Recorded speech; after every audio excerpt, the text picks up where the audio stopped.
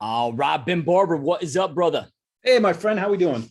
Doing good, man. What's this like? Number 12? It is. It is. GSD Mode Podcast number 12. I got a whole playlist of the podcasts we've done together, and yeah, I think we are number 12. Yeah. It's I'm good not sure the stuff, exact man. number, but I know most of our audience, is aware of who you are. But just in case somebody's tuning in for the first time, dude. I mean, what would you do before you got into real estate, and kind of what's just, I don't know, a quick 2-minute recap Yeah, or under of where you've been, where you're at. yeah, fantastic. So my background has pretty much always been real estate and mortgage. So before I got into REO, I was actually I was a wholesale account executive for Mila when they were doing their no docs and their Nina programs, for Wells Fargo. And then I got into the REO space 2007 as a pre-marketer. Then I was a senior asset manager, a sales manager. I was over the eviction department for Fannie Mae. I was over all the REO preservation for Green River, and then helped launch the VA account with VRM, helped them design their task-based system, helped them design their internal policies and procedures. In the course of my REO career, 7 years, I sold 11,000 properties, over $1 billion, which isn't as impressive now, but our average sale price was like 106,000. So it's a little different going forward. But one of my main strengths is valuations, and that's what I always bank on. In the REO space, I valued over 30,000 properties. My net recovery, so what I said the price the home would sell for what it actually did, stayed at 98% across all 11,000 sales. And then since 2015, I've been an individual agent and a team leader. I've won, like I was the number 5 Coldwell Banker agent. I'm now with EXP, have a team. I'm an Icon agent with EXP. So really my whole career is just real estate, but focusing on the REO side for 7 years. And now that I've been in the residential space, probably 60% of my business is buyers. Some sellers, but all the sellers I don't actively go after. It's more like, I'm helping you buy, so let's sell your house. Yep. Yep. That's it in a and one of the nutshell. reasons why I always love masterminding you, dude, is because of all the different hats that you've worn, man. I mean, you get such a different, I mean, we've had so many conversations about this, but like, what your perception was of agents, when you were on the asset manager side, but then now that you're on the agent side, it's a whole different. So each time that you're, one of these different hats that you've worn, from between mortgage to, asset management to individual agent to, now running a large team, it's always, but you get a whole new different perspective, but then it allows you to be that much better, well-rounded and, so forth. I mean, it's that many more skill sets that you're able to, bring to the table and to go out there and serve, support people and help navigate the markets. Yeah, I agree with you 100%. I keep thinking about that. I think about, it's funny you said the REO thing, because man, I had to deal with some guilt issues when I became an agent, when I realized just how hard it was to work with us, because like, I don't know if Fannie Direct had it, but dude, we needed wet signatures on everything. Mm-hmm. So when you're looking at 50 offers and I need you to, we didn't draft addendums, we'd have you change the contract. And so you're going back constantly for wet signatures and these constant BPOs. And then you've got somebody on the other end that is sitting at a desk controlling 50, 60 of your assets that can just pull the trigger and reassign those to somebody else anytime they want to. So I dealt with some of that, but you're right. It's every opportunity has been a chance to grow. And I know that if for some reason I went back to REO today on the operations side, I'd be even more effective because I would go in and break their systems apart based on what I know now as an agent. And I just streamline the whole damn thing, So yeah, I agree with you. It's been good because it does give different perspectives all the way through. So, you and I are in a couple of masterminds together and, network with a lot of the same people and so forth. Mm-hmm. And a question that I'm hearing always thrown at your way right now is, is REO coming back? Not that it's never went away. Yeah. But like, is it going to come, like, is it going to increase? And then also, the follow-up to that I hear people always asking is, how do I get into REO? And I know we've talked about this so much in the past, but, I want to just kind of hit on those two things with you, because I know it's on a lot of people's minds right now of, shit, are we going to be experiencing another, something like 2008 again? Yeah. And it's an interesting question. And I do get that asked that a lot. And my personal belief is that I think it's going to be a whole different beast than what we saw in 2008, because really what we had with that was, some damage done on Wall Street because we were packaging the subprime loans with the A-paper loan and then we were selling them and they didn't perform. So you had defaults through the roof.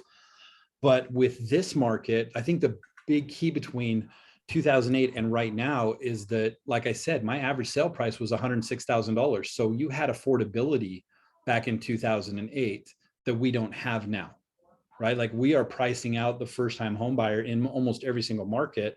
And in most markets, yours is not excluded. People went above appraised value. We waived appraisals. We went in cash heavy, and now those homes aren't there. And everybody that was banking on equity is theoretical. If I can't sell the property, I don't really have equity until someone buys it and I get paid. I don't have that equity. So it's all theoretical. So people that went over aggressive anticipating the market growth could be upside down in their property. But when I was selling REO, dude, I could sell assets for $40,000. I could put a package together for an investor in Georgia where we had 3 different land developers, and I could sell that dirt cheap. Right now, we can't do that because now, like, my median price is 533. During the 2008 crash, the median price was like 125, something like that. So it's a different beast because I think it's gonna be a lot harder to recover those assets. And when you see more competition start going, it's just a race to zero, and homeowners can't race to zero like an investor can. Like that's why REO won every time, is that I could look at the new listings on the street and I could price myself against them, and I know I'd sell before a traditional seller did.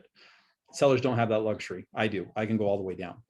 So that's kind of what I'm teaching people as we go through and they say, what's the market doing? How do I get into REO? Is number one, first start with your existing business and start thinking like asset managers do. You know, from working Fannie Direct, we're very non-emotional people, right? We're just making decisions based on check marks and checklists and algorithms and net recovery and things like that. We're very non-emotional when we get into it.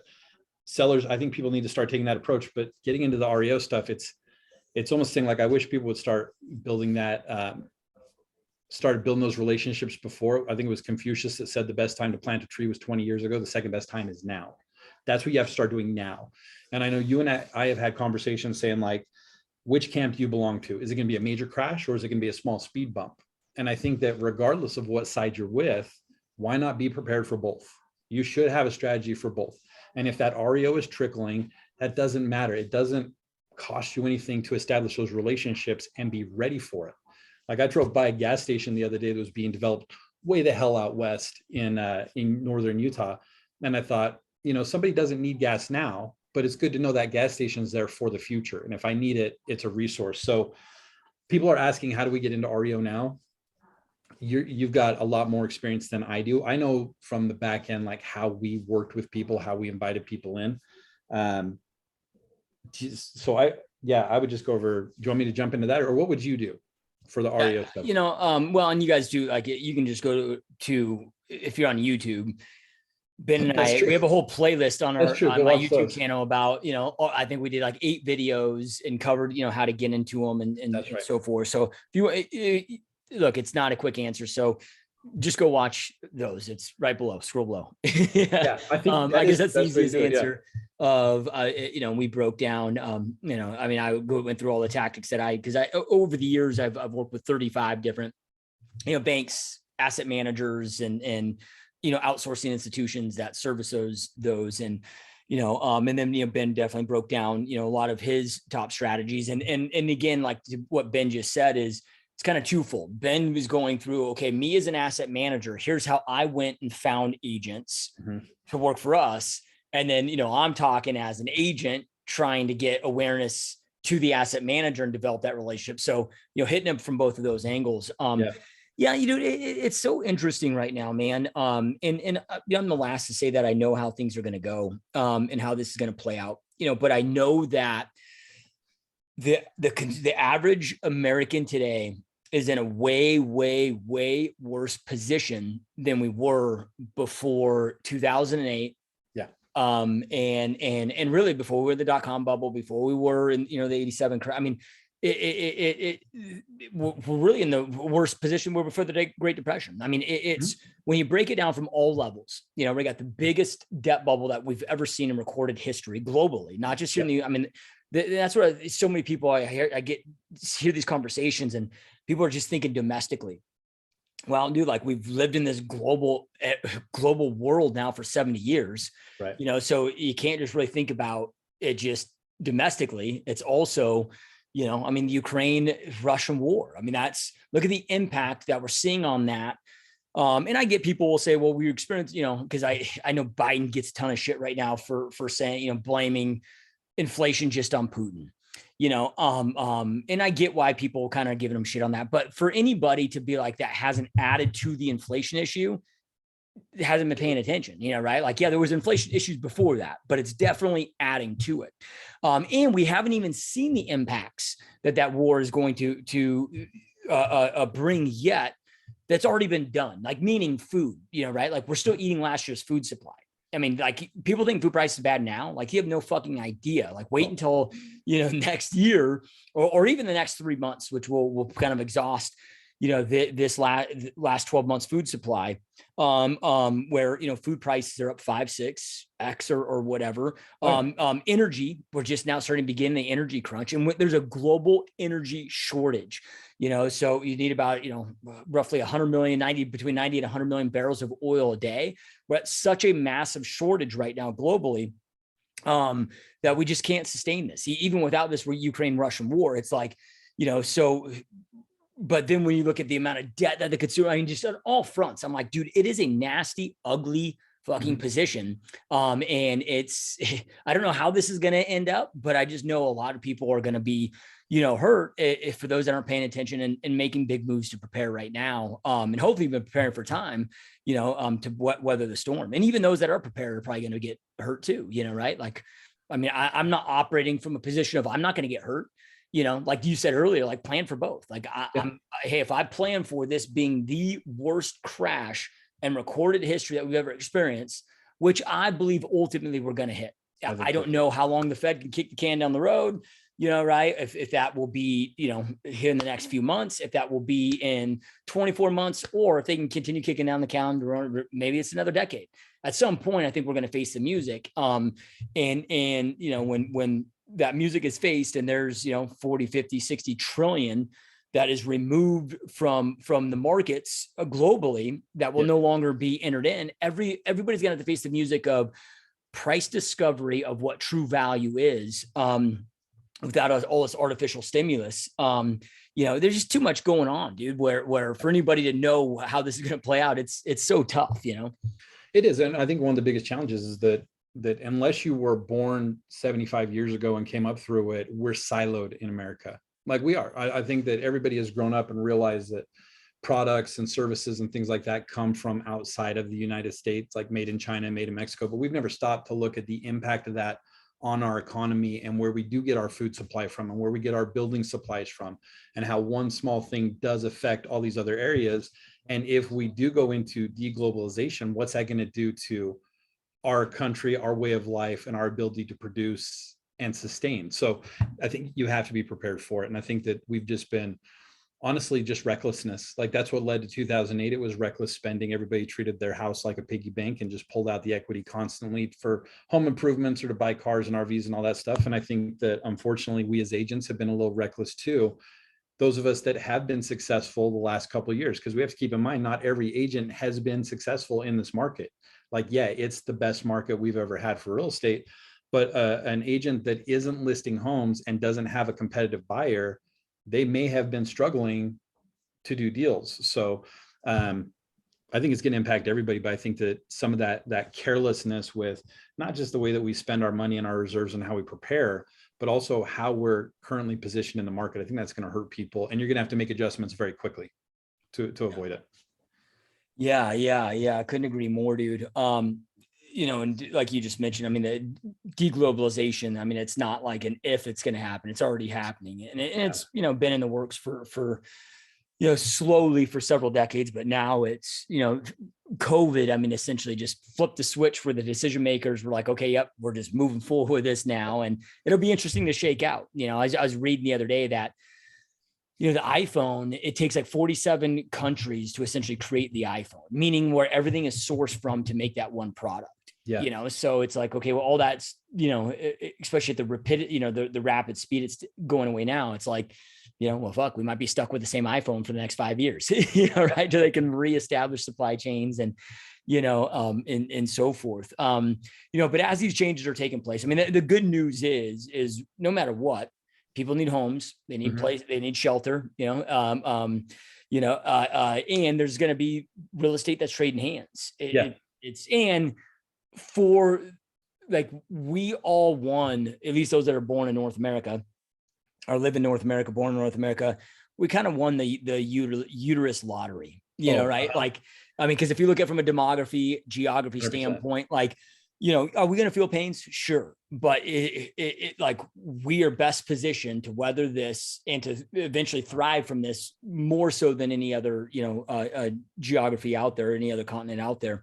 You know, so, you know, definitely lots of opportunity. So I don't want to make this sound like doom and gloom, Right. you know, but it's just, I don't know if somebody's going to be punching me in the face, I want to know they're going to punch me in the face so I can fucking make plans to get moved out of the way, Right. yeah, right? Right. Or whatever, Yeah. you know, with that. So, you know, right now we've got market shifting. A lot of people don't know how to educate and have conversations with, you know, whether it's a seller, buyer, and so forth. And we're seeing a lot of panic going on, you know, for maybe those that are inexperienced in the market and whatever.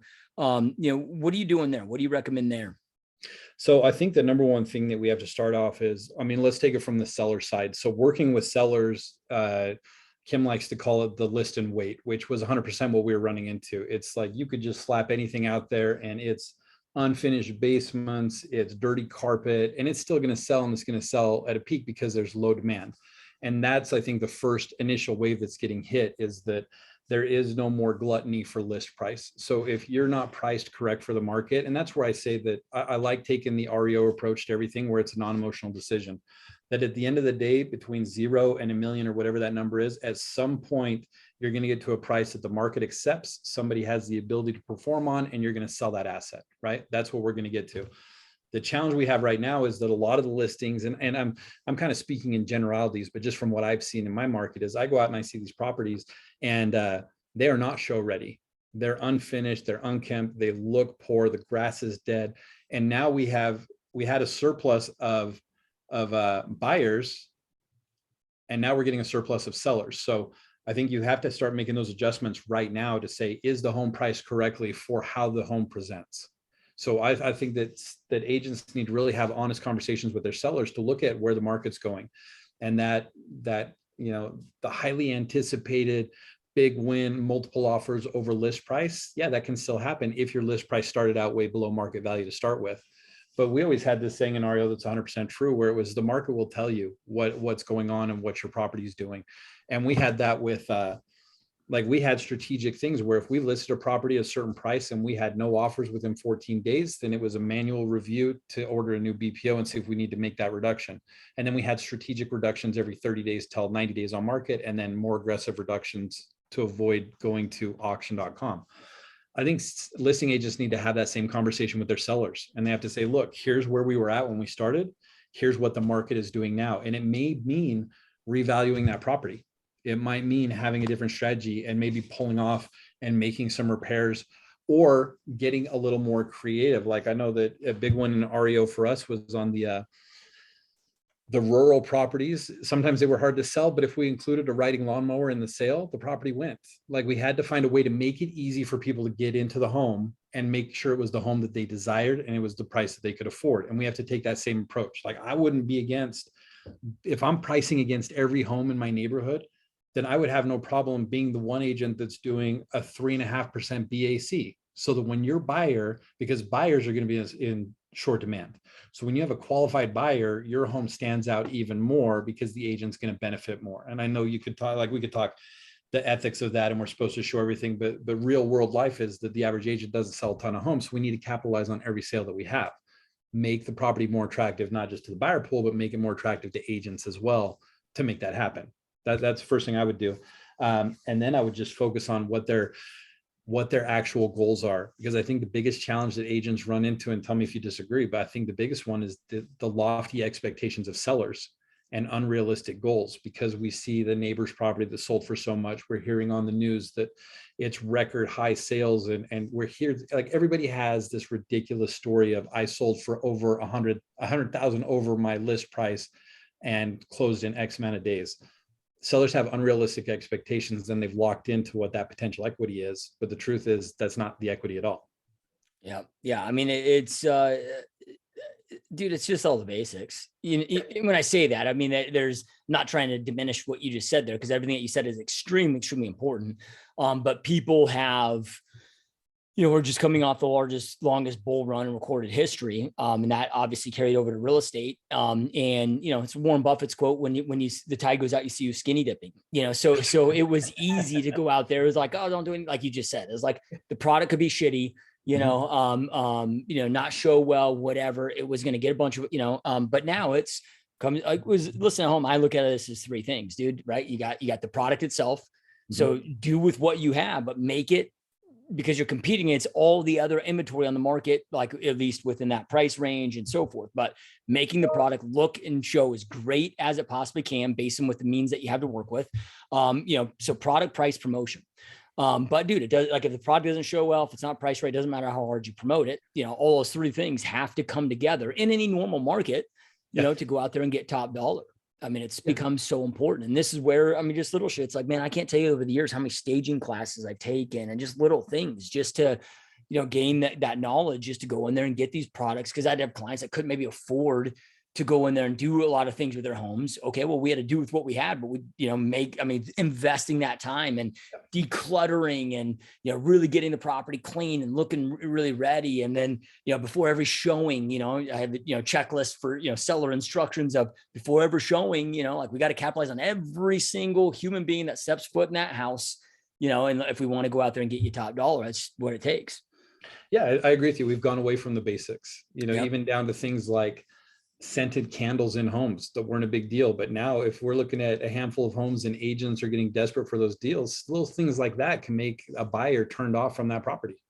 100%. But yeah, it's all the basics. And we talk about that, right? That learning is just remembering, and we forget these because it got too easy, right? Like, did you grow up driving a manual car, like learning stick shift? Yeah, eventually it became really easy, right? And you kind of take for granted some of the basics of it. But if you get too far away from it, it may take a second to learn again. But we have that capacity. I think agents just need to. I don't think the veteran agents are going to have as much of a challenge. I'm more worried about the agents who have come into the market and have only experienced this bull market.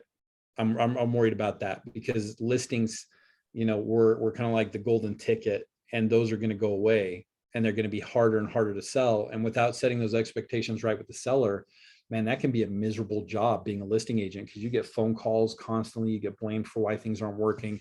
You're coming out of pocket for some things, for your open houses, for promotion, things like that.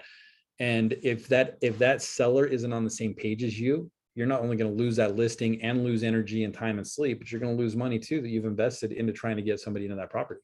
So people have to prepare and go back to the basics, but master the basics, right? It's not nothing. It's not anything new. It's like that pro basketball player that just keeps learning how to do free throws. It's basic, but master that, then start getting fancy after that. But I think that's what I'm seeing, where I've been pretty removed from actually going out and doing showings, and with the market turn, I wanted to get back out there and see what our buyers are seeing. And it has been so unimpressive that, like, I'm worried for listing agents. I went through one house where I walked through and I said, wow, this is it. I've seen investors cutting corners on the exterior, the interior, cheap fixes, not fixing the floor. So you walk through new hardwood, then slopes all over the place. Like, I'm just seeing shortcuts that aren't going to be acceptable in the market, or you're going to have to price according so somebody can overlook those. That's what I see. Yeah. Yeah. It's to me, it's all exciting, and it's exciting for a couple reasons. Now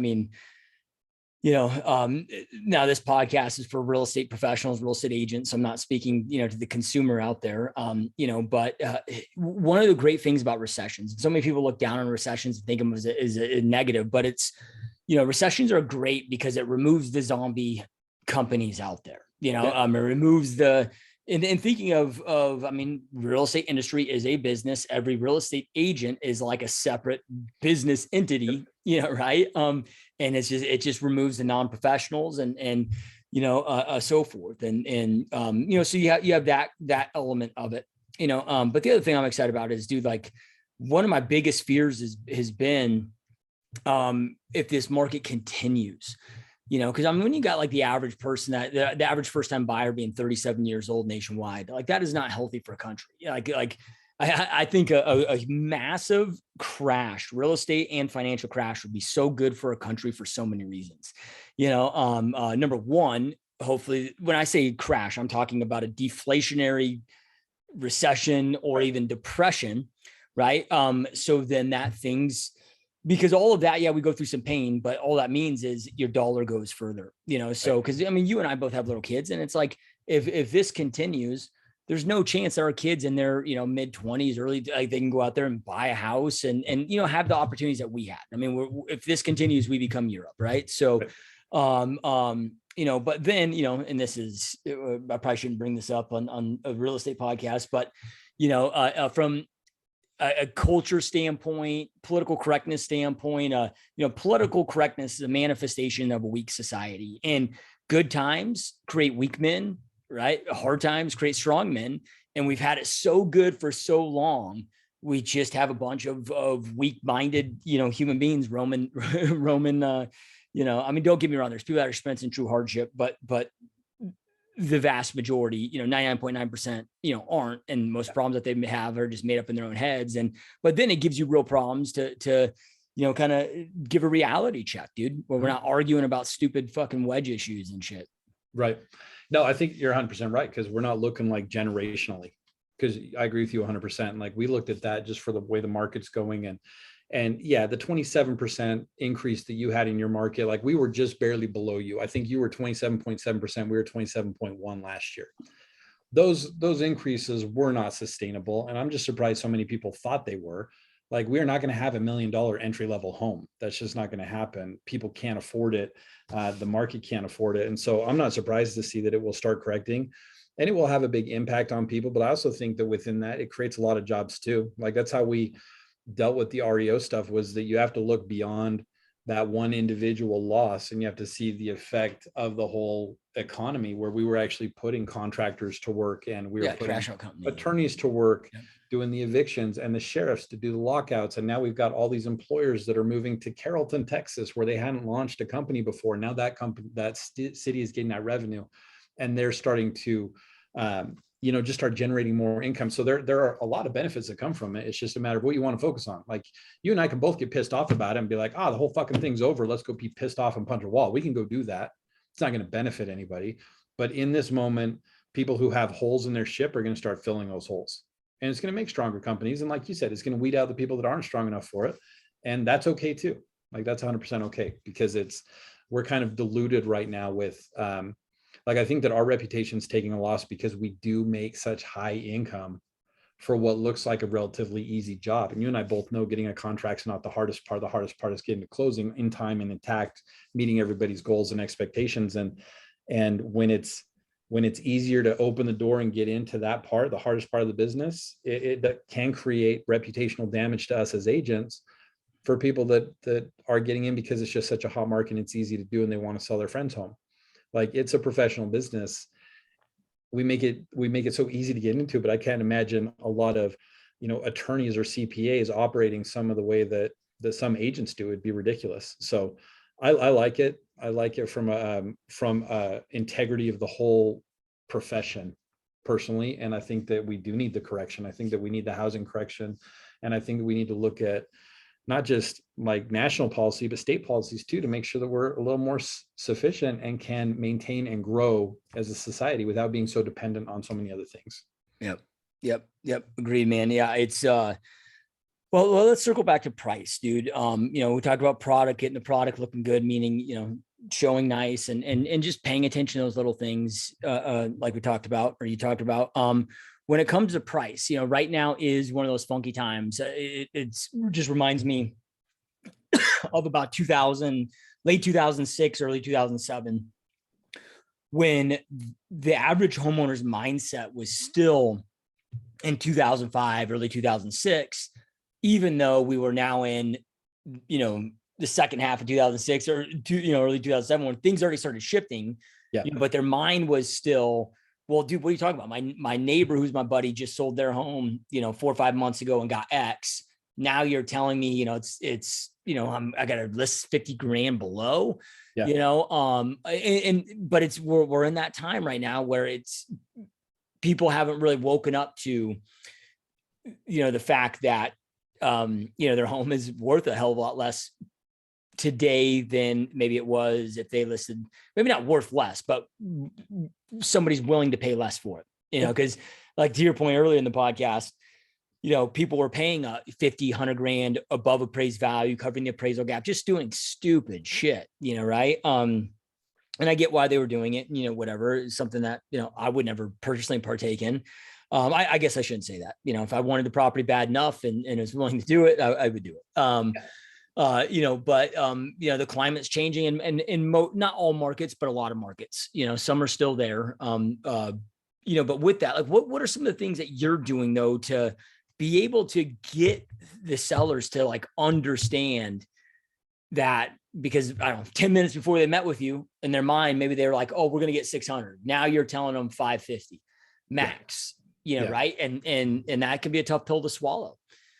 Yeah, I like to try to walk them there. I mean, the first thing you have to do is establish yourself as an expert and show how you got there. And we did this in REO. It's like, I didn't care if my asset managers were wrong with a price or reduction, whatever, but you had to be able to support how you got there. And so whenever I go walk into a property, I know exactly how I came up with that value and what I'm looking at, not just looking at the initial thing here, but I'm looking at the competition. I'm looking at the days on market. I'm looking at existing price reductions, new builds in the area.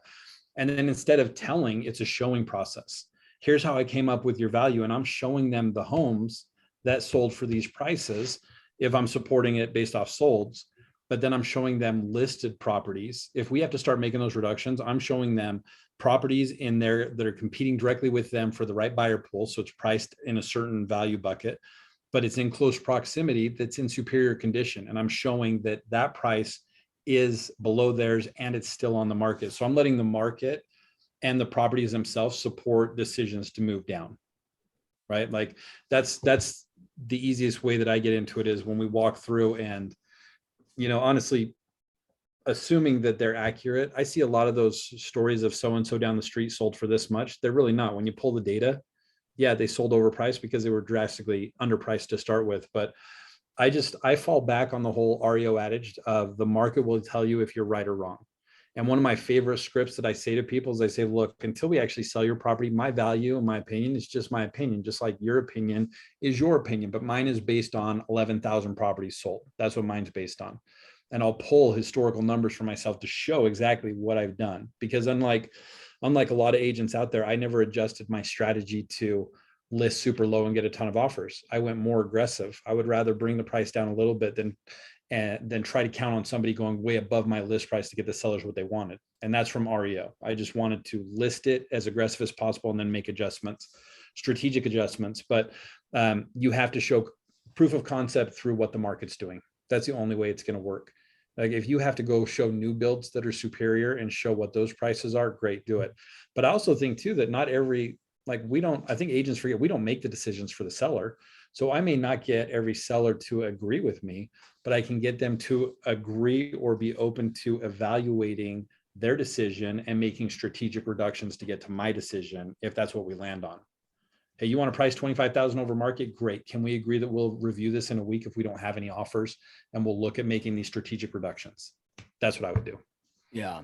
Yeah. In a market like this, are you pricing at what seems to be like where the property needs to be priced, or are you pricing slightly under? Like in 2007, I was like, okay, if your house is, like I would really push to get people to list 5 to 10% under, not massively way below, but like, okay, hey, dude, if all of our comps, if this is where it comps out, and then if here's what our competitors are at with listings, let's be, just slight, a few grand, whatever it may be, 10 grand underneath them. So then hopefully the product looks as good, if not better. But then, everything, right around the corner is listed at 300 grand. This one's at, 290, looks at much more competitive all the way around, but that was also where we're chasing the ball down the hill more so than right now. It seems like more of a softening so far than starting to see incremental declines.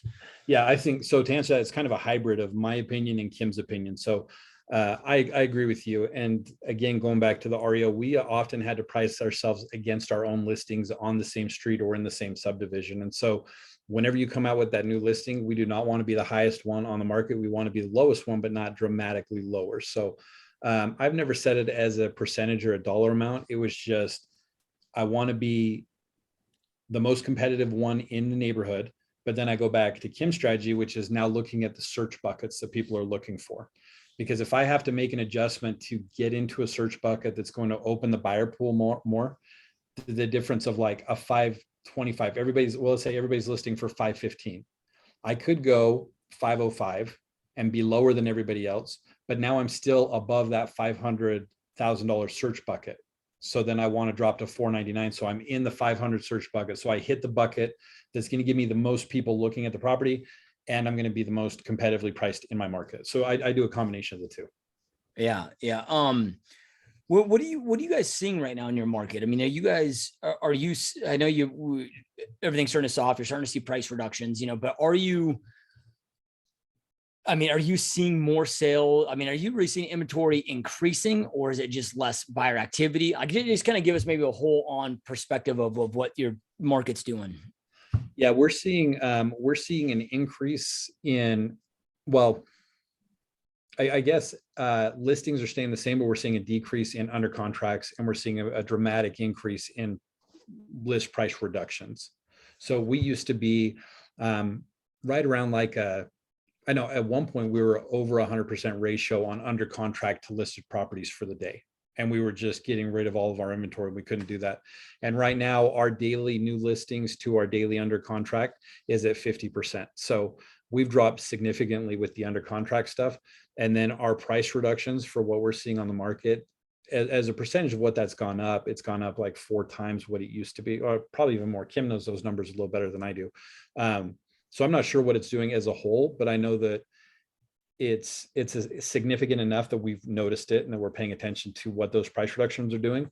But I think a lot of it too is I'm not just seeing new listings that are being impacted by this. I'm seeing properties that are falling out that had a move up buyer that is now not able to perform because their buyer couldn't perform. And so we're seeing that trickle effect, and then a mass rush to get a price reduction, and the property is not prepared for this market. So now it's sitting. That's some of the desperation I'm hearing from listing agents that are calling to follow up, is all these deals that just started falling apart because that first property is no longer attractive and no longer under contract.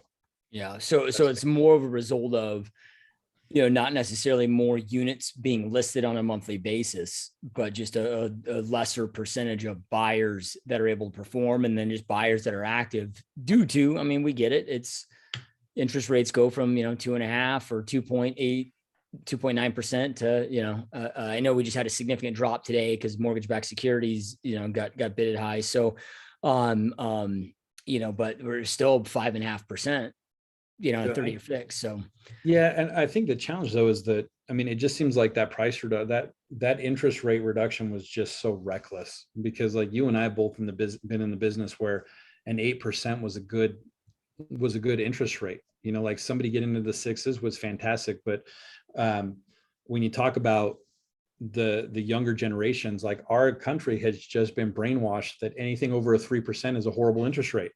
Like I've heard people say that, like, oh yeah, I got approved, but oh my gosh, it's horrible. It's 5.5%. You're borrowing all this money. So that's one thing, is that the hypnosis of the culture now is that's 3 times more, like they're getting ripped off when it's not. It's still good. So finding those qualified buyers that want to move forward, that aren't anticipating, like we've created our own monster. Now people think they're going to wait till the housing market changes and prices come down, and they're going to wait till interest rates come down at the same time, right? Like we've created this anomaly that's removing people from the market, and we have to find a way to adjust and adapt to sellers that unfortunately may have actually moved out of the property and can't afford both homes, right? Like we're in a bind, and the only way to get that fixed is to get the property price right. Because we both know, regardless of what the property is, it can be a piece of shit on Main Street. If it's priced right, it will sell. And we have to remember that core tenet: price it right. Yeah. So many just chalk this up to interest rate increases, so buyer affordability. And don't get me wrong, there is a big percentage that is that, but also the power of consumer sentiment. when people, they're watching the stock market get crushed, watching their 401ks, diminish. And even if they're don't have a 401k and so forth, is you're still watching these things get crushed. You're watching gas get, more and more expensive. It just gives people less confidence that, now, hey, maybe I shouldn't buy right now. Maybe I should hold off. Maybe I should be a little bit more frugal. It's a combination of all of these different things, that add to it. Yeah. Yep. I agree 100%. That confidence is going to be an issue. That's why I think another strategy that agents need to do, and you have some really unique strategies in your area. They're not in my market yet, but whether you have an existing listing now or you're going to take one, we have to have more options for a seller than I'm going to go get a traditional buyer. We have to have different options. Even if they're low, we need cash buyers. So like, what's the iBuyer success rate? Like 12 or 14%. Yeah, we may see that increase in the future, right? Like I just recently sold my motorcycle and somebody online asked me why I listed it for the price that I did. Cause I listed it a lot lower than what it was worth. And I said, well, I know that it's worth more, but unlike Harley Davidson, I don't have national advertising, a showroom, and Harley Davidson financing for somebody that wants my property. So I have to make sacrifices if I want to sell it on the open market. It's still a basic concept, but it holds true to real estate. Like we have to find other options for people, and not say we're not going to force them to take them, but the difference between an agent that can walk in and say, by the way, I have this platform. So I have Zoodealio and I have these iBuyers, or I have these national investors or local investors that are going to come in, or I can get a resident and do it through a home partners or rent to own program that's going to give you this cash offer. We have to have those options laid out for people and make it easier we have to make the property as easy as possible to be sold. Like really, that's it. And part of that is providing different buyer types. Open it up to all the buyer pools. Don't just focus on first-time home buyers, conventional, move up, get it open to everybody, and then let the seller decide.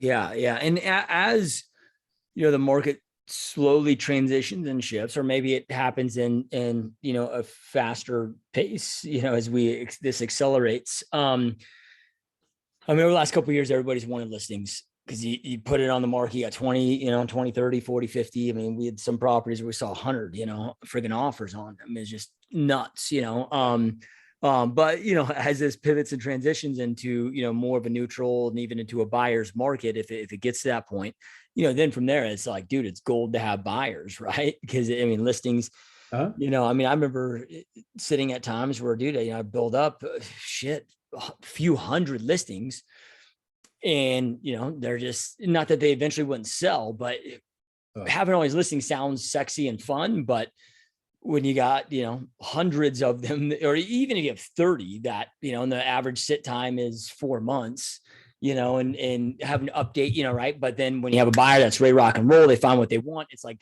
the pendulum swings, but what are some of the things that you're doing right now to be successful with not just getting the buyers, but then helping them be successful in this market? Because a lot of buyers, and I think everybody's probably experiencing this right now, is, there's some that, hey, dude, I know what I want. We want to ready to rock and roll. But then there's also a lot of hesitation where it's, hey, I don't know. I want to buy, but I'm worried about the market's going to crash or the economy and different things. Like what are some of the things that you're doing because I know that you guys work with a lot of buyers.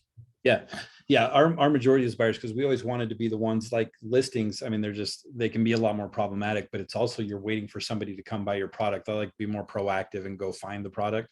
But the number one thing we do is like having programs like home partners. That's one of the biggest tools that we can have. And I think going into the future, those institutional buyers are going to be just so valuable to real estate agents because they provide a different option. Like if you go into it and you don't know what the market's going to do, if you're not sure if you're going to stay in this area, you can rent before you buy. They're competitive offers, they're cash offers, most of them, unless you do like a trio, and you can get them into a property where you can actually test drive it before you buy it. And then if the property goes up in value, you've got a fixed purchase price you can walk into. If the property goes down in value, you don't have to execute that right to purchase. You can just move on. That's our number one bullet in the chamber, is that we bring the home ownership experience to the rental market through Home Partners program. And we can have people come in, rent the home they want today, option to purchase in the future. For other buyers, what we're doing is it's more of a deep dive and going through that, not just like the deep home, like the dream home checklist, but deep diving into it so that we make sure that this property lines up with their lifestyle goals and their family goals and all the things that they want, so that we can put a different plan together for longevity. And it's kind of tough because the majority that we're looking at, like eventually we'll get back into, do we need closing costs? Do we not need closing costs? For a couple of years, that was a non-issue.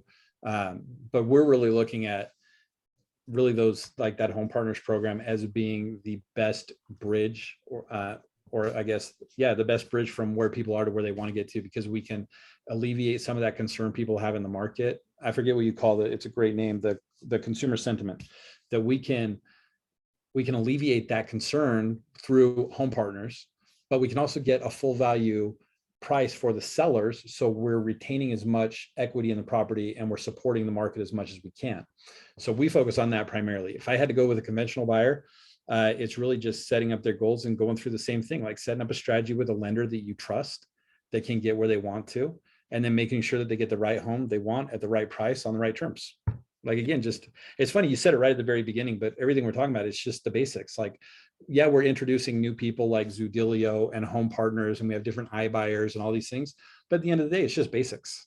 It's still just people buying homes. Like, Home Partners isn't different than the Credit Suisse trade desk that was buying pools of property. They're just doing it a different way, right? So the basics, that's it. Just needs analysis and then the best strategy to get there. Yeah. What do you think is, the other day I had a question of, somebody asked me, like, if I could lay out a list of, all the important things for them to do in order to do them, to transition, pivot, and shift into, whatever's to come. And that's very difficult when we don't necessarily know what is to come, like meaning a whole entire list, but I was like, I got a few things that I could tell you to do that would help you be prepared for whatever is to come. That, but what are things that you're doing that you would recommend, at a high level for people to be, because it's not just like, let's just say the market does crash, right? And when I say, correction is below 20%, crash is beyond 20%, right? So if we just look at it like how they define that in the stock market, but there's going to be so many shifts and changes. You're going to have shifts and changes like that in the real estate market. Always, what goes up must come down. It's just, the shit just always happens. But then, technology, dude, it's not going to be too long before we're having to figure out how to fucking run banner ads of people and VR goggles and the metaverse and doing virtual reality. Like, there's going to be a lot of different shifts and changes for a lot of different reasons. And, what are, from a high level, some of the things that you're doing and that you would recommend for people to be able to prepare to be able to adapt to all these changes? Yeah, that's a great question. I think the number one thing is getting your own financial house in order. Like, look at your expenses, look at what we're spending on maybe some redundant services, or like, I know for me, I've been dreaming of getting the Tesla Plaid. Well, that's a $150,000 car. And with the way that this market is turning, that money would be better served to cushion and insulate against anything that's coming, all the unknown.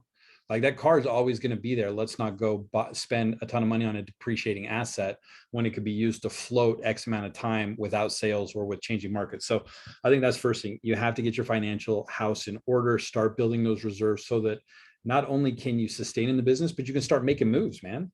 Like, people who have money, this from 2008, those guys were buying houses in Vegas for $40,000. I know I was selling homes in your area for $40,000, and some of them were multi-unit homes. Like, you have to be able to position, because the market's always going to be good for somebody.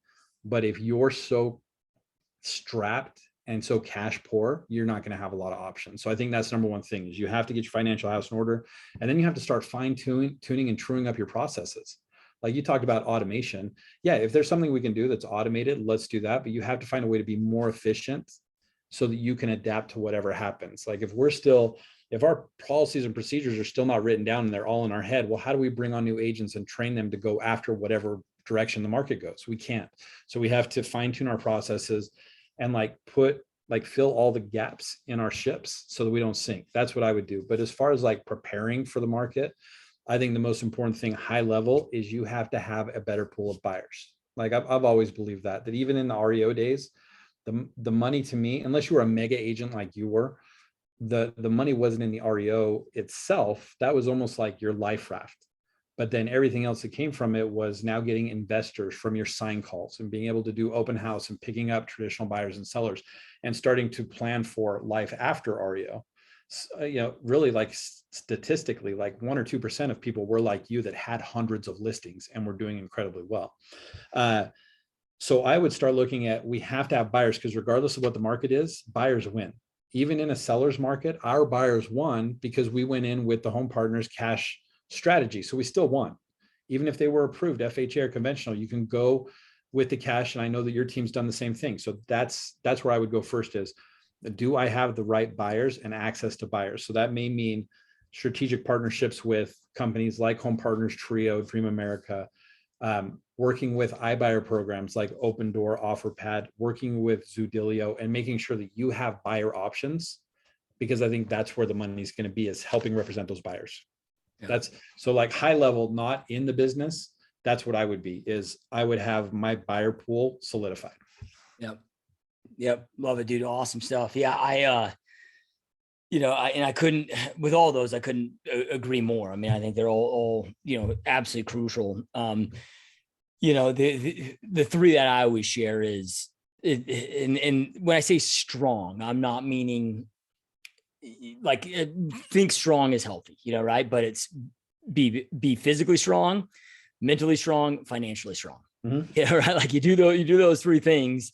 From a very high level, it's so I mean, be mentally, like you get, because speaking of that mental component, and I know we talk a lot about this in the REO training that you and I have done, but it's like, dude, like when everybody else is freaking out, like you got to be calm amongst the storm, because there's always massive opportunity. Business is a zero-sum game. There's going to be massive opportunities ahead. But if you're panicking and freaking out and operating in fear and anxiety, like everybody else is, or well, not everybody else, but the vast majority, 90+% of our industry and the human population out there, then you're not going to be able to see the opportunities at hand. So you got to get, mentally be, in that position where you're able to be grounded. When I'm talking about physically strong, I mean, again, think of strong as healthy, but physically healthy. So you have that energy and so forth to go out there and do what you got to do. And then, financially healthy, very simple, dude. I mean, right now, be focusing on the needs, not the wants. Right. What is it that you need? Eliminate, some of those extra wants. I'd be eliminating vacation, whatever, and saving much more than you're spending, and just, build those reserves, because that puts you to what you just said. It puts you in a position not just to survive, but be able to go out there and thrive, because there will be massive opportunities, that come. I guess the only other two things I'd add to that is, stock up on food, whether that be in a position where you can figure out how to grow some of your own food, because there is, like, we haven't begun to see the food shortages that are coming, but stocking up there, and and then I don't want to freak anybody out, but I definitely recommend to have a way to protect yourself and your family, whether that be firearms or whatever, and learn how to utilize them. And again, I don't want to freak anybody out, but when we see this stuff historically, when you start seeing food costs exceed 40 to 50% of people's discretionary income, you start to see food rights, start to see certain things, and people get desperate when they get hungry. So all those things at high scale level, and I operate from, and I know you do too, but it's a hope for the best, plan for the worst. So if I have all these things good, then it allows me to be able to focus on the strategic, tactical things inside my business, because I'm not stressed out about the other shit that's already taken care of. Yeah, Tony Robbins has a big thing he says about that. And so everything that you just said, I agree with 100%. We come from Utah. So like, we're just naturally born and raised to have a 2-year food storage. And, everybody in Utah loves their guns. And my argument with Kim always is, I don't need food storage. I just need a good ammo supply, because I can go get whatever I need afterwards. But I always like to look at it as like, because I love the Rocky movies, Creed, all that stuff, but they always have this time where, the fight's 6 weeks out and the fighter has to get fighter ready. And I think that in our lives, we have to be fighter ready. And that means that you're mentally strong, you're physically strong, and you have a game plan. So it doesn't matter what business you're in, you have a game plan. But Tony Robbins talks about, and this may come from a different philosopher, but basically like the 6 human needs, right? Like that we need certainty, uncertainty, all these things. But when you break it down to our core basics, we need shelter, we need food, we need water, and we need to be protected, right? And if we're constantly worrying about one of those 3 things, dude, after an earthquake, nobody is thinking about their 5-year gym goals. Like they're only thinking, what happened to my house? I need to fix my house. So when one of our core tenets of certainty gets disrupted, we can't focus on anything else. If our marriage is shit, well, then it doesn't matter what house we're building or what business we're trying to do, because that core tenant doesn't work. So that's what I see it as fight ready. It's like, you have to have these basics built and protected so that then you can go expand, or else you're right. Mentally, you're not in the game. You're half-assed everything. You're in a fear state, and it will never work out. So. Yep. No, I love that. I haven't heard that term before, but be fight ready. Yeah. I like that, dude. Yeah, I mean, it's like, I don't know, but it's a feeling that I've had. I can't really say that, anything, I know that sounds woo woo, but dude, like last couple months and even more so in the last month, I've been working out harder and eating cleaner than I ever have. Like, just something internally is telling me like, these things are going to be important, Yeah. And when I say that, I'm not talking about literally being fight ready, right? Like, I'm not doing those things to go out there and like have to physically fight, in that capacity, but it's like, something's telling me to like, because all of those, working out and diet impact my mental game. Mm-hmm. And that, man, I got to be mentally clear. I got to be ready, for, whatever's to come. Cause it's there's going to be some crazy things, I think, that are, coming down the pike. So it'll be interesting. Like, let's say you and I are both completely wrong and nothing happens. Like, there is no loss in taking care of these things now and being prepared for it. It just makes you that much better. Just like they always say that, like, I mean, you talk about shotguns and things, but it's like you say you'd rather need it and have it than I'm messing that saying up. I'd rather have it and not need it than need it and not have it. Like, it's okay. Be prepared. Yep. Like, great, you get in the best shape ever. Your business is in the best shape ever. You're in the best shape ever. Your finances are, and the world doesn't end. That's fantastic, because now we can go make even bigger moves. Yep. Yeah. And that's what I love about the hope for the best, plan for the worst philosophy is, either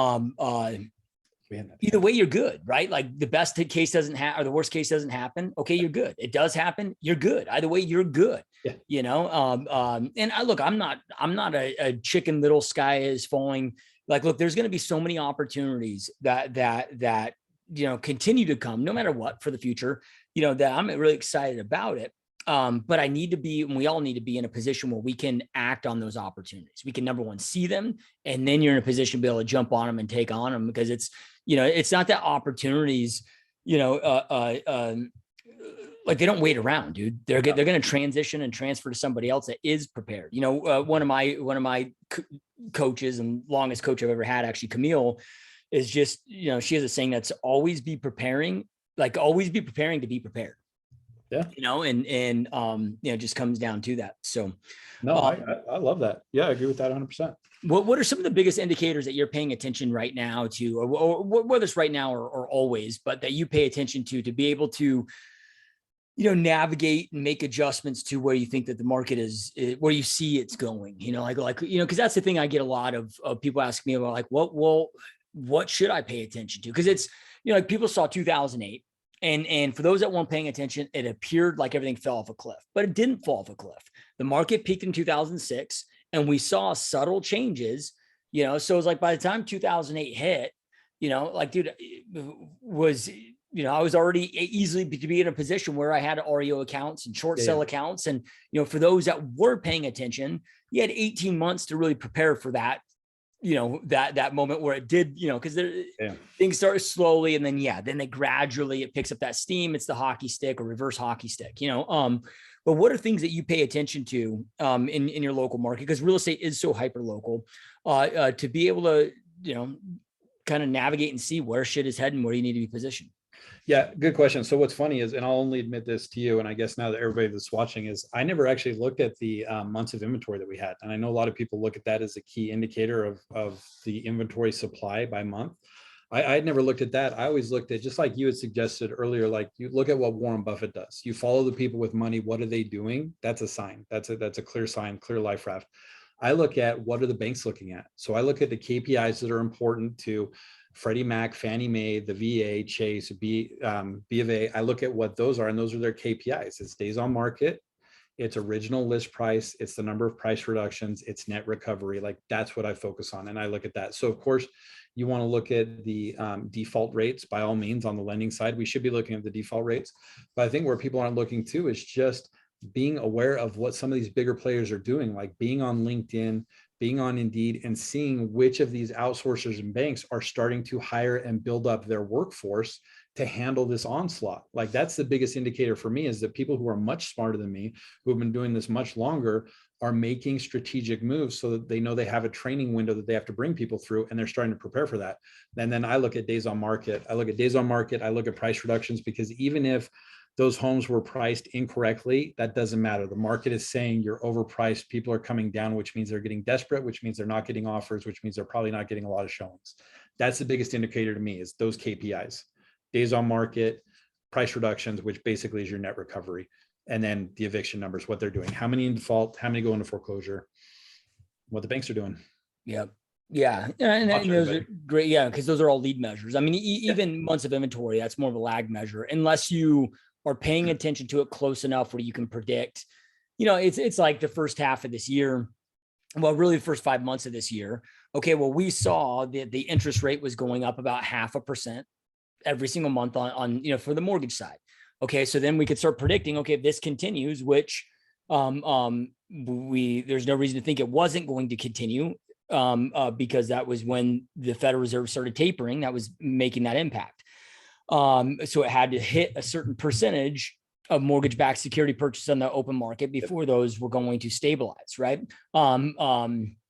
Until the Fed started not tapering, but then tightening, right? So, but then from there, it was like, okay, that was an indicator of where things were going. So we could start having conversations of, okay, if this continues with, like, let's just say a new build buyer that was under contract and wouldn't be done for 4 months, whatever, or that we could start at prepping and planning for, okay, like when you were looking at this property, your interest rate was 3%. Now, after this time, we got to, be proactive and can see that, okay, if this continues, it will be about 4.5 or 5% by the time that this is completed, and you can move in, or we can lock in that loan.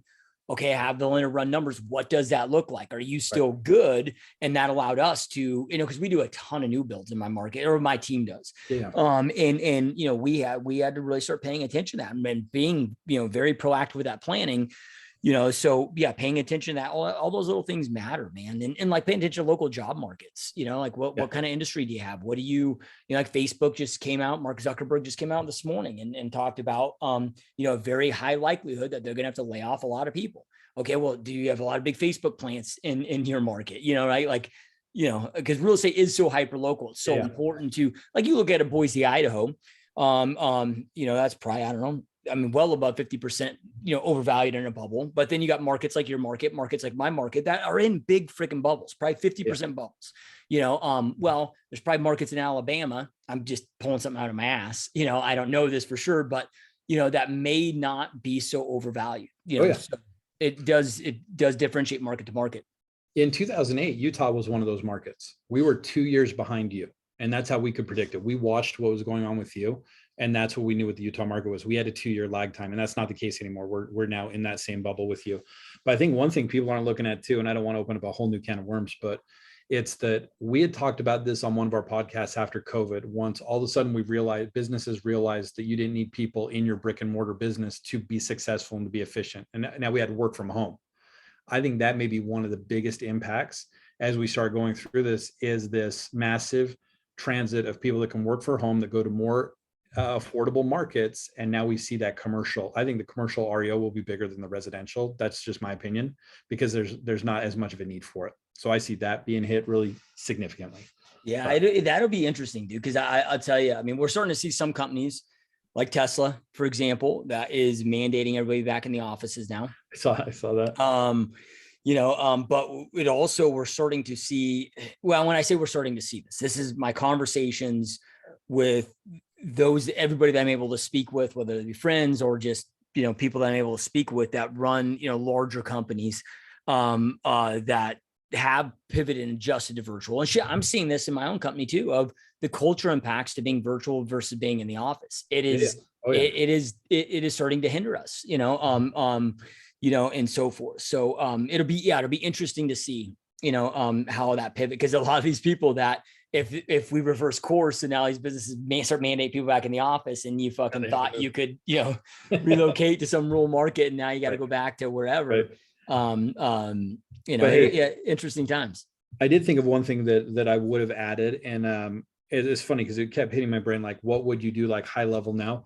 I think one of the most important things now, maybe even more than ever, is Kim has that term, hit your wagon, who you hit your wagon to. I think that becomes increasingly more important because I think that a lot of agents are following other agents who have never been through a market like this. They're a one-trick pony and they don't know how to sustain it. So like if I was in Arizona, I would look at ways that I could join your team. If someone was in Utah, I would look at ways you could join my team. Because if REO happens, I've got Kim in the office that can handle short sales and lost mit, and you've got me that can handle REO. Like who you're attached to is incredibly important. And if you don't have these great resources like us in their market, people should be going through, like, I went through your boot camp. Kim's gone through your boot camp. I recommend your boot camp to everybody. Get the education somewhere if you don't have that person locally, but find a way to, like, that's in addition to being fight ready, you have to have the right leader that can lay out the right plan for you. Because these agents that have never experienced this, you don't know what plan you're putting together. So go with somebody that does know what they're doing and let them help you put the plan together. That, I think that's one of the best ways to be successful too, is you and I could both draw roadmaps for our team right now, regardless of what the market does. We could draw roadmaps, but not everybody can do that. So you have to find people that can help you get where you want to get to. Yeah. It's, I couldn't agree more, dude. And I'm not saying this to, try to push, those that are watching, listen to join my team or jump into, my coaching program or whatever, if you want to, you can, but, but it is one of these things where like we look at, 2020, I mean, our business grew massively. And then 2021, it grew another 50 million above 2020, even though we were very buyer heavy. And one of the reasons of that is, when you get to that level of being a team leader, I'm I'm spending about 4 hours every single day, 7 days a week in just research mode, and my teammates, like, they're out there working with the clients, each other, like, they don't have the time for that, Right. So I'm able to, just sit there and obsess over where we heading. Mm-hmm. And then what are the multiple scenarios of where we're heading, and let's, I'm able to create all these contingency plans of where this is and invest that time. So then it's, every week when I meet with my teammates, it's okay. Like, here's where we're at. Here's what's going. Here's where the market is. Here's, whatever. This is where we need to be positioned, and it eliminates a lot of that. And, when I first started, actually for the first 9 years of my career, that's exactly what I did, dude. I didn't know what the fuck I was doing. I went and joined the biggest badass mofo I could find. Now he, I didn't join his team, but I joined his brokerage so I could be in that proximity. Like when market started shifting, dude, I was only in the market for 18 months. I got in at 2005, started shifting, peaked in mid 2006. And then things started slowly progressing, by kind of third quarter of 2006, I just asked my mentor, I'm like, if this continues, where does this go? And he just said, short sales REO. Like, that's all. Like, I had Google. I didn't need him to say any more than that.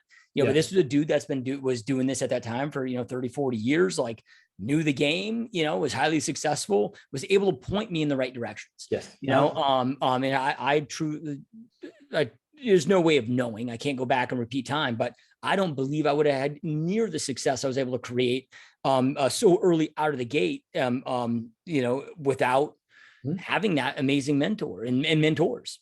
Yeah. And you and I both follow Darren Hardy, and he's constantly claimed Jim Rohn as one of his most important mentors, who only met a couple of times. So yeah, people may not have access to you, but you made the joke early when we were like, how to get into REO. And we're like, dude, we've done this video so many times. REO University, which I am happy to pitch. You guys should go by if you want to know, because we took all of his years in sales and all of my years in my sales, and they're all right there. And I think that's what I think some people are kind of missing. I do like the YouTube, I do like the search, but I would rather be in someone's program where I can get access. Like your boot camp is your playbook. Like, if I want to duplicate what you're doing, I just open your playbook. And I like having a team leader, a local, that I can run ideas off of and bounce back and forth. But at the end of the day, I think you have to find, I don't want to slow things, but there are just so many experts out there that they're just experts. I saw this go on ClickFunnels when I was learning landing pages. People who were hitting the 2 Comma Club with ClickFunnels by selling programs, showing people how to sell programs on ClickFunnels. They had no experience just doing, it was like this cycle that just ate itself. Like find people who know what they're doing. And if you can't be on their team, get access to them somehow. Unfortunately, there are great training programs out there that you can get access to somebody. And now you're not wondering, like you and I, when we did REO, man, we poured everything into it. Like we went out, I was going out doing trash outs here locally to say like, this is exactly what it is. It's a small price to pay to tap into someone's knowledge. And Tony Robbins says that, like, duplicate what they're doing, find out what they're doing, do the same thing, get the same results, speed up time. And in this market, agents aren't going to have the luxury of trying to figure it out themselves. Some will do it, some will be okay. But for the most part, while those people are trying to figure it out, someone like you has already thought through the next phase and you're already positioning. And in this game, you don't want to be catching up. You want to be ahead of the curve. So I think, you know, whether you just watch our videos or not, the bulk of our stuff, REOU tells everything we need, but then just keep watching videos. Like I watch your videos still, even though you and I talk constantly, I'm still watching your videos back. Like always be learning. I think Kim said that, always be learning, always be growing. There's always opportunity to do it. So. Yeah. Love it. All right, man. So for those that are watching and listening, dude, that, you know, maybe want to, I mean, you got a lot of free, great trainings out there. I know that we have a lot that we've done together that are on my YouTube channel, but then you have a lot of trainings. You got your own YouTube channel and you've got a lot of free trainings out there. Plus you have, you know, paid trainings that you have too. Where's the best place been for people to, you know, find you, learn more about you, follow you? Have people go to agenttraininghub.com. That's all of our training programs. And then you can find me on YouTube as that Ben Barber guy. So that's from being at your alumni when they were talking about Facebook leads. I don't know if you remember this, but somebody stood up and I had just done a webinar with you on making that small adjustment to Facebook leads where you make it only available to mobile users for Wi-Fi, right? And some lady stood up and she's like, so you were talking to that Ben Barber guy. Who's that? And so that's my YouTube channel. That Ben Barber guy. Right next to her in the room. Oh yeah. Yeah. So that's it. That's my channel. Yep. Love it. Well, and I'll have all those links below to make it easy on you guys. If you want to just go scroll below, click, go check those out. And Ben, truly appreciate you taking time out of your busy day to be here, brother. This has been awesome. It's fun being here and it's fun seeing you, dude. So I'll look forward to the next one. 100%. Those watching and listening, truly appreciate you guys being here. Keep kicking ass and we'll see you next time. Bye. See you guys.